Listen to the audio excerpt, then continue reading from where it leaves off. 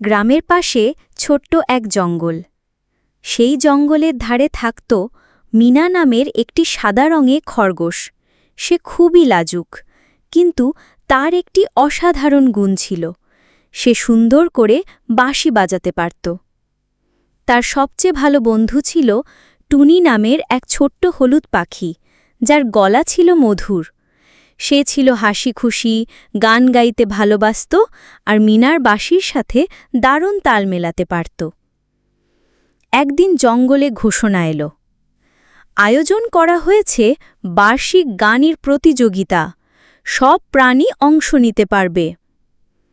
টুনি লাফিয়ে উঠল, চলো মিনা, আমরা একসাথে পারফর্ম করব। আমি গান গাইব, তুমি বাঁশি বাজাবে। কিন্তু মিনা একটু চিন্তিত হয়ে বলল, আমি তো লাজুক, সবাই এর সামনে বাজাতে ভয় লাগে। টুনি ডানা মেলে মিনার পাশে বসল। ভয় পেও না বন্ধু, আমি তোমার পাশে থাকব। আমরা তো একসাথে গান করি, ঠিক সেভাবেই করব। শেষমেশ মিনা রাজি হল। তারা প্রতিদিন বিকেলে রিহার্সাল শুরু করল। মিনা বাঁশি বাজাত আর টুনি গলা ছুড়িয়ে গান গাইত। পাশে দাঁড়িয়ে প্রজাপতি, কাঠবিড়ালি, এমনকি এক বুড়ো কচ্ছপও শুনতে আসত। অবশেষে প্রতিযোগিতার দিন এলো। মঞ্চটা ছিল এক বটগাছের নিচে। প্রাণীতে ভরে উঠল চারপাশ। টুনি সাহস করে মঞ্চে উঠল, মিনা তার পাশে। সবাই নীরব হয়ে গেল। টুনি চোখ বন্ধ করে গান শুরু করল। সবুজ পাতায় শিশির ফোটে, বন্ধুরা যখন পাশে থাকে। আর মিনা বাঁশি বাজাতে শুরু করল, মিষ্টি সুরে, ধীরে ধীরে। সবার চোখ বিস্ময়ে বড় হয়ে গেল। কি মধুর গলা, কি স্নিগ্ধ বাঁশির সুর!